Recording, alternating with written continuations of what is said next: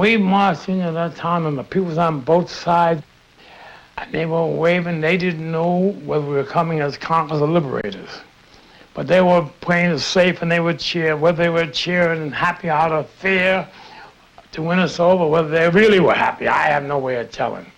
But that day the sun was shining, and we were marching, and the band was playing, everybody's head high, and we were all proud to be Americans, proud to be black, and proud to be the 15th New York Infantry. What's your next question?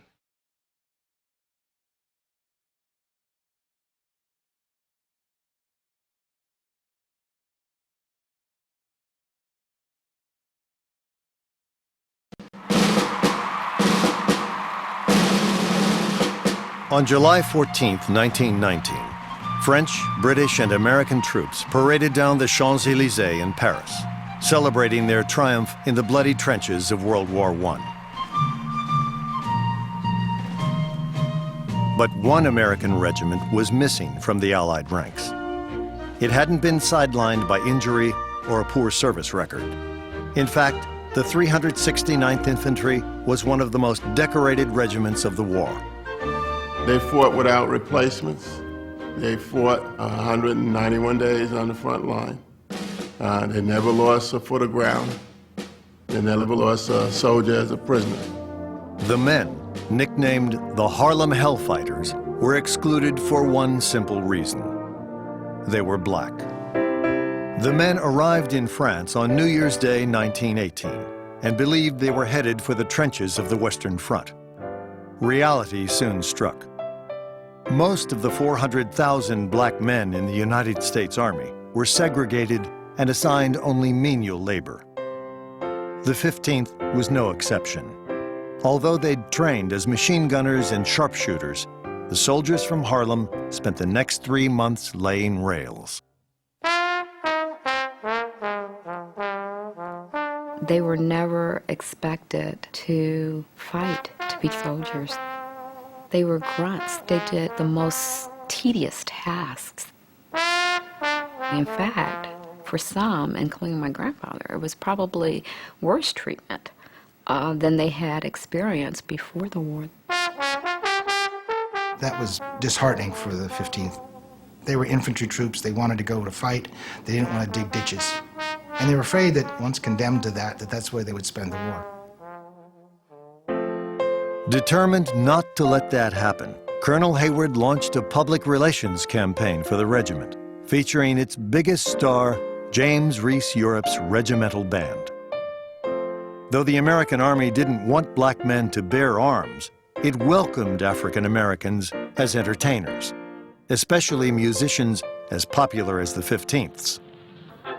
The band's high profile brought recognition to the entire regiment, and Colonel Hayward seized the moment to press his superiors for a combat assignment.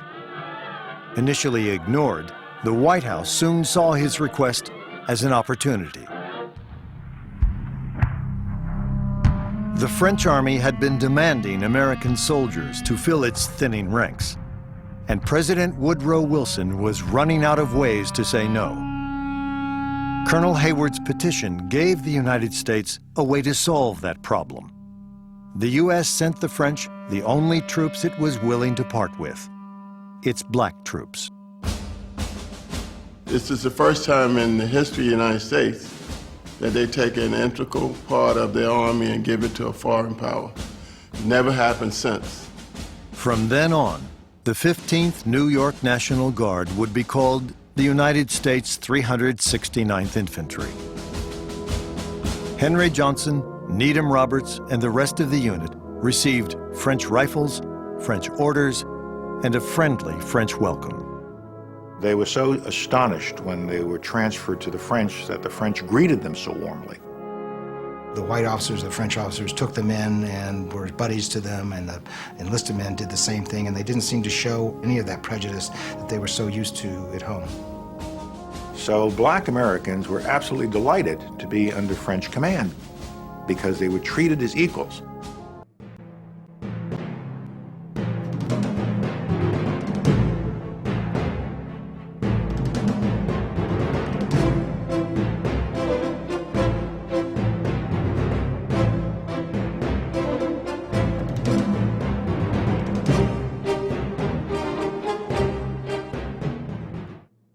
Of the 2,000 original Hellfighters, more than 800 had died.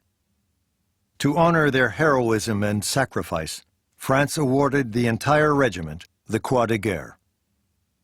The men of the 369th had achieved their goal. They'd proven themselves on the field of battle.